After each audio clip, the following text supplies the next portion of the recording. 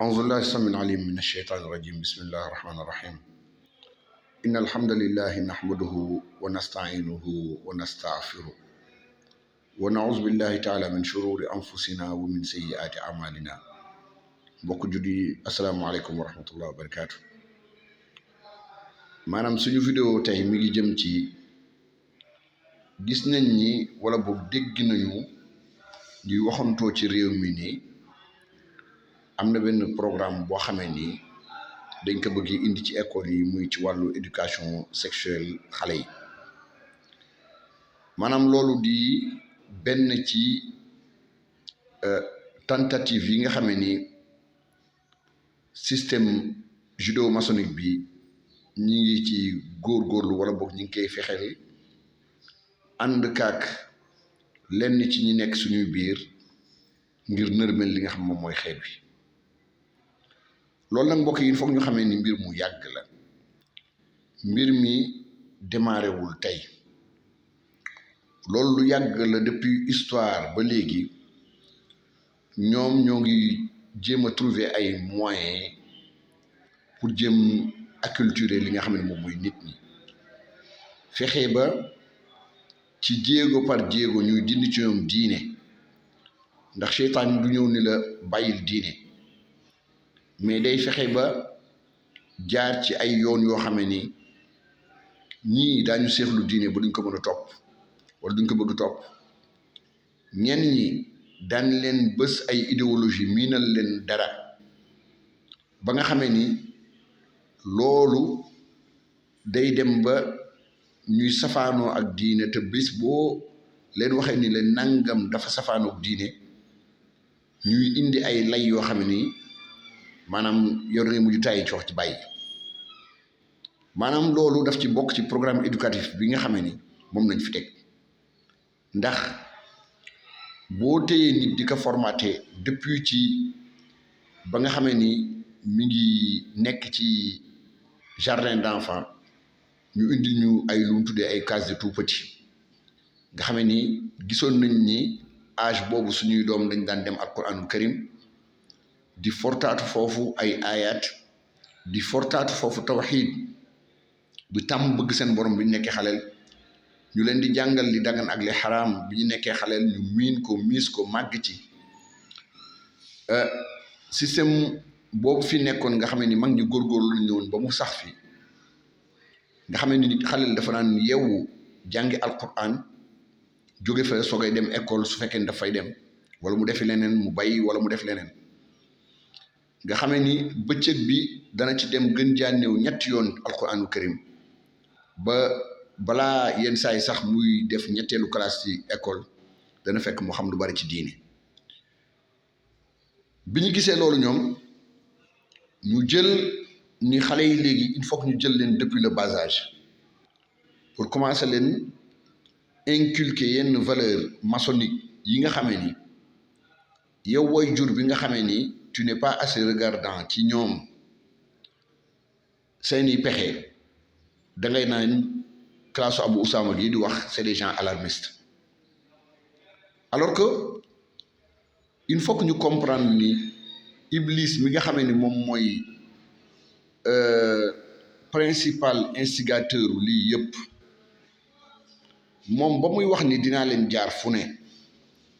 moom dafa tëralal benn programme benn politique sociale benn politique économique pour indi li nga xamee ne moom mooy système am ci kaw suuf ndax lii contraire système boobu mooy système boo xam ne dafa tegu ci téere yàlla ak sunna yonentam alayhi salaatu wasalaam léegi nag dañuy fexe ba accaparer li nga xam ne moom la nit ki di gis depuis le bas âge accaparé wu li nga xam ne moom lay dégg depuis le bas âge accaparé wu li nga xam ne moom lay yëg depuis le bas âge comme ça xale bi buy màgg dafay màgg ak benn esprit boo xam ne ñoom moom la ñu bëgg un esprit contrôlé depuis l'enfance nga xam ni miisal nañ ko déjà jaxasoo góor ak jigéen ci biir école waaw miisal nañ ko di ko jàngal yenn façon gisin yi par rapport ak àddina xamal ko lu ñuy wax ay droit de l'homme ba nga xamee ni xale bi buy màgg moom sans mu rendre ci compte dafay am nu muy réfléchir noo xam ne ni même yenn idéologie yi boo ko laajee fan la ko jëlee moom du ko mën expliquer maanaam moom en fait dootul xam kan la loolu moo indi tey jii boo gisee suñuy xale yu jigéen wala leneen nga gis ni am benn complexe inexpliqué masalan ci wax seeni làkk ci comporté wu en musulman ci wax comme jullit ci vivre comme jullit wala boog ci dund charia mu dem ba nga xamee ni jullit bi moom système politique ak social bi occidentaux yi di def xataa ni ñuy soloo xataa ni ñuy waxee xataa seeni melokaan moo leen di gënal fuuf li nga xam ni moom mooy dund en tant que créature borom bi azza wa jall ni mu la sàkkee ak valeur yi nga xam ni moom la gërëmal ko yonentam alayhi salaatu wasalaam maanaam yow diine ji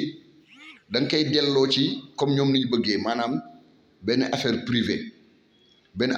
boo xam ne ñoom malgré tout ñoo ngi lay contrôler ni nga xam ne na nga ko war dundee sa diine na nga war gëmee borom bi azza wa jall ban conception nga war am borom bi fan nga war a waxu diine ak fan nga ko war a loo wax te ñoom seen idéologie bàyyiwu la ba xattaa ni ngay jaamoo yàlla donc maanaam seen idéologie mooy doon idéologie première ci yow loolu moo indi tey jii ñu gëm laïcité gëm démocratie gëm taaxut yooyu yëpp nga xam ni ce sont des idéologies qui sont contraires vraiment aux principes et aux préceptes islamiques